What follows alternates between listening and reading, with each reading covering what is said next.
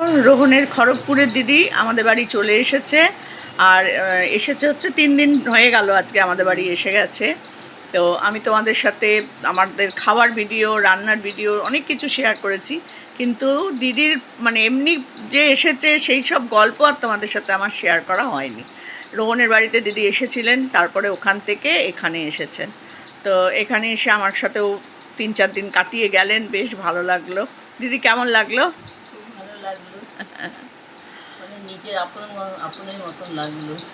মনে হলো যে আপনি আমার বাড়িতে এসছেন, অচেনা অজানা একজনের বাড়ি। মনে হয়নি। সেটাই বলছি, আমারও তো দিদি নেই, বোন নেই, কেউ এলে পরে আমি খুব খুব খুশি হই, সত্যি করেই। আমার বাড়িতে আমি সবাইকে বলি যে এসো এসো এসো এসো। এবার যারা সময় সুযোগ পায় তারা আসে, সবাই তো আর সব সময় পারে না। আমি যেমন সবার বাড়ি চলে যেতে পারি, আমার সেরকম কোনো বাধা কোনো কিছু নেই। একা মানুষ, যখন তখন যেখানে। তাও তো এখন নানি এসেছে বলে আমি অনেক জায়গায় যেতে পারি না, ও থাকে, তো সেই জন্য অনেক কিছু হয়। তো দিদি এত সুন্দর গান করে, তোমাদেরকে কি বলবো, দারুণ গান করে। তো চলো ইন্ট্রোটা দিয়ে নিই। আশা করি তোমরা সকলেই ভালো আছো, আমিও ভালো আছি। আর এই দেখো দিদি আমার সাথে এসে গল্প করছে। 3 দিনের গল্প তোমাদের সাথে খাবার টেবিলটুকুনি ছাড়া আর কিছু দেখানো হয়নি। দিদি এইসব কি করেছেন আপনি? এইসব কি করেছেন বলুন তো? এইগুলো দিদিকে দিয়েছি, দিদিকে একটা শাড়ি দিয়েছি। ওই দেখো, দেখি খুলুন শাড়িটা, সবাইকে দেখাই। এই নিচেরটা গোলাপিটা পিঙ্ক কালারে। হ্যাঁ দেখো দিদির কাজ দেখো, এই সব করেছে জানো, তোমাদেরকে কি আর বলবো। এই দেখো আমার জন্য এই শাড়িটা নিয়ে এসেছে, কালারটা খুবই সুন্দর হয়েছে। দেখো পুরো শাড়িটাতে এরকম কাজ আছে, খুবই সুন্দর হয়েছে শাড়িটা, অবশ্যই পরবো। এই যে অবশ্যই পরবো, তবে আমি তাঁতের শাড়ি সুতির শাড়ি খুব কম পরি, কারণ এই ধরার লোক নেই তো। হ্যাঁ, কেউ ধরে টরে দেওয়ার, কুচি টুচিগুলো ঠিক করার লোক নেই বলে আমি আর এখন তাঁতের শাড়ি পরতে চাই না। কিন্তু আমার তাঁতের শাড়ি কিন্তু খুবই পছন্দের, আর কালারটা তো খুবই সুন্দর হয়েছে, আমার খুবই পছন্দ হয়েছে। ঠিক আছে দিদি, এদিকে রেখে দিন, আমি পরে ভাঁজ করে নিচ্ছি। হ্যাঁ আর পারবেন না, আমি করে নিচ্ছি। আর এই দেখো মিমি শোনার জন্য নিয়েছি, দেখো এগুলো আমরা সব কালকে বেরিয়েছিলাম, দিয়ে এখান থেকেই কেনাকাটা করেছি। কারণ দিদি ওখান থেকে একটা জামা নিয়ে এসেছিলেন, কিন্তু সেটা সোনামা আমাদের মিমি সোনার হয়নি। তো কারণ দিদি তো মিমি সোনাকে দেখেনি, না দেখেই নিয়ে এসছে। এই দেখো জামাগুলো,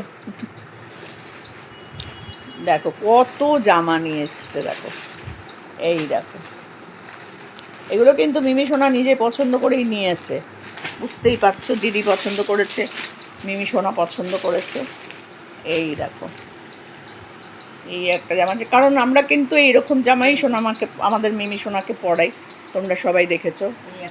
এই একটা জামা আর এই একটা জামা, এই দেখো হাগমি এই একটা জামা, এইগুলো হচ্ছে আমাদের মিমি সোনার জন্য। তার সাথে হচ্ছে প্যান্ট। একটা দোকান ছিল, আমার দোকানে জিনিসপত্র ছিল, আমার একটা লেডিস কর্নার ছিল, দিদির নিজের দোকান ছিল, সেখানে সব এই যে ব্লাউজের দোকান ছিল, সেখান থেকে আমি মিমি সোনাকে দিয়েছি প্যান্টি। দেখো এই একটা কতগুলো কি নিয়ে এসছে, দেখো একটা প্যান্টি, 3টে জামা, 3টের তার সাথে প্যান্ট, বুঝতে পারছো দিদির কারবার। এইসব আমার জন্য নিয়ে এসছে, আর আমি আর কি করব বলো, খুবই ছোটোখাটো আমি একজন মানুষ। দিদিকে আগেই নাইটিটা দিয়েছি আমি, যেহেতু আমার নাইটির ব্যবসা তোমরা সকলেই জানো। তো দিদিকে বললাম দিদি আপনি আগে এই নাইটিটা পরুন। তো দিদিকে চান টান করে বললাম আজকে এই নাইটিটা পরুন, তারপর দেখা যাবে আমি আর কি দিই না দিই দিদিকে, সেটাও তোমাদের সাথে শেয়ার করব। আর কালকে তোমরা লাইভে দিদির গান শুনেছো, খুবই সুন্দর, ভালো, খুব দারুণ গান করে দিদি, সত্যি দারুণ গান করে। আর দিদির দোকান থেকেই এইগুলো সব দিদির দোকানের জিনিস। এইগুলো আর কি আছে জানো, মোজা আছে। ও আর দুটো মোজা আছে, সাদা মোজা আছে। ভালোই হয়েছে, স্কুলে তো ভীষণ পরিমাণে নোংরা করে, তো আমি কিনবোই করছিলাম আরও দুটো মোজা। তো দিদি আবার সেই দুটো মোজা দিয়ে দিয়েছে দোকান থেকে আনা। খুবই ভালো হয়েছে, জামাগুলো তো খুবই সুন্দর হয়েছে, খুবই ভালো হয়েছে। দেখো তোমরা তোমরা কমেন্ট করে কিন্তু অবশ্যই জানাবে যে জামাগুলো কেমন হয়েছে। আর সত্যি কথা বলতে কি, আমি বেশি ওই ঝকমকে জামা, চুমকি দেওয়া, জড়ি দেওয়া এইসব জামা আমরা পরাই না বাচ্চাটাকে। এগুলোতে আরাম পাবে, আর দামও এমন কিছু বেশি নয়, কিন্তু এগুলো পরে বাচ্চারা খুব আরাম পায়। একদম মোলায়েম গেঞ্জি জামা। তো এই জামা, এরকমই জামাই আমরা মিমিশোনাকে সবসময় পরাই। ওই দেখো মাটিতে পড়ে আছে ওই রকমই জামা, এই যে পড়েছিল রাত্রিবেলা, ছেড়ে রেখে গেছে। এইগুলো এখন আমি চান করার সময় ধোবো। কালকে সন্ধ্যেবেলায় জামা কাপড়গুলো পরিয়েছিলাম, এই যে ছেড়ে রেখে স্কুলে গেছে। এগুলো হচ্ছে গেঞ্জির জামা, এখন ওগুলোকে ধোবো। আর এই দেখো তার খেলনাও মাটিতে পড়ে আছে, বুঝতে পারছো? এই দেখো খেলনা। তো এখন আমি আবার রান্না করব।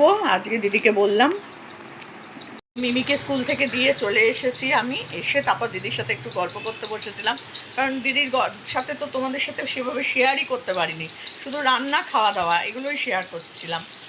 আর তো দিদি এসছে বলে আমারও খুব ভালো লাগছে। আমারও তো গল্প করার একটা লোক থাকে না না বাড়িতে। এই দিদি টুকটুক করে আবার দিদি রান্নাও করছে, এটা যে আমার কাছে কত বড় কথা সে আর তোমাদের কি বলবো। চা করে দিচ্ছে, দিদি বলছে চা খাবেন, চা খাবেন, তো চা খাওয়াও হয়ে যাচ্ছে আমার, বেশ বেশ ভালোই লাগছে।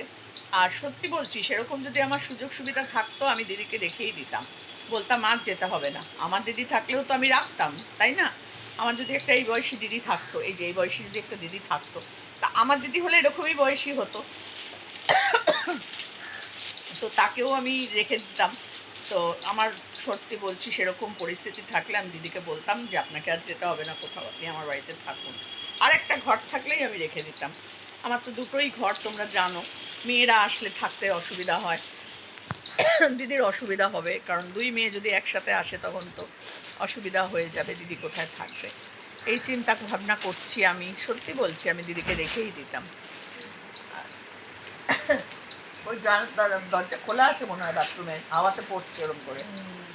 তো তারপরে হচ্ছে গিয়ে দিদিকে বললাম যে আজকে আপনাকে রান্না করতে হবে না।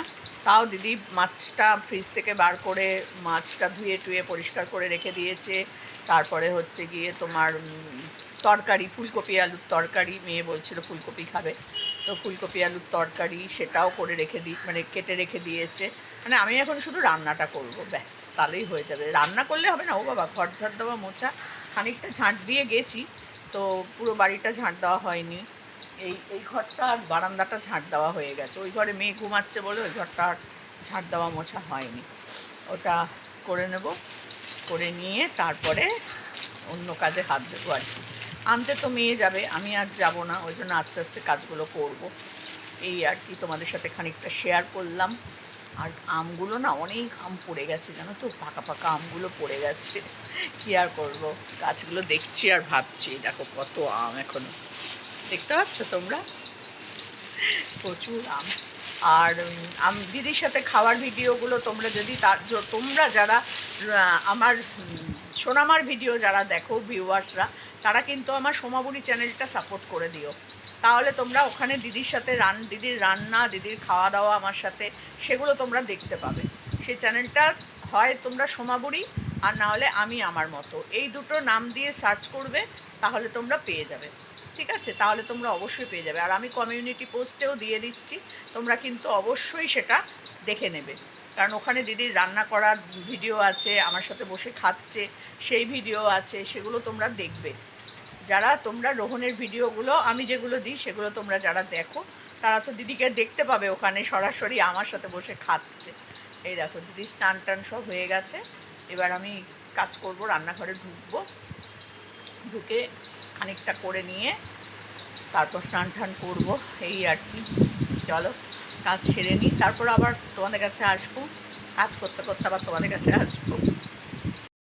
তো দুপুরবেলা খাওয়া দাওয়া করে আমি দিদিকে নিয়ে বেরিয়েছিলাম একটু কেনাকাটা করতে, কারণ তারপরের দিন হচ্ছে তাপসীর মেয়ের জন্মদিন, তো জন্মদিনের গিফট কিনতে আমরা বেরিয়েছিলাম। তো দিদিও আমার সাথে বেরিয়েছে, কারণ দিদিও নেমন্ত্রিত, দিদিও জিনিস দেবে, তাই জন্য দিদিকে নিয়ে বেরিয়েছিলাম। আর দিদিকেও একটু আমাদের এখানকার সব কিছু ঘুরিয়ে দেখাচ্ছিলাম। আমাদের এখানের এই যে মার্কেটটা বিশাল বড়, সেই মার্কেটটায় দিদিকে নিয়ে এসেছিলাম। তো তখনও পর্যন্ত সব দোকানগুলো খোলেনি, তাই জন্য তোমাদেরও ভালো করে দেখাতে পারছি না। তো দেখো বাজারের মধ্যে আস্তে আস্তে আমরা ঢুকছি, কিন্তু কি কিনেছি সেটা তোমাদের দেখাবো না। জন্মদিনে গিফট যখন দেব তখন কিন্তু তোমাদের সাথে সেটা শেয়ার করব। তো চলো এখন বাজারের মধ্যে যাই। তো তারপর দেখো দোকানগুলো দেখাতে দেখাতে দিদিকে নিয়ে যাচ্ছিলাম, আর দোকানদাররাও ডাকতে শুরু করেছে, কী নেবেন দিদি আসুন, বৌদি আসুন, কিন্তু কিছুই তো নেব না, এখানে আমাদের কিছু নেওয়ার নেই।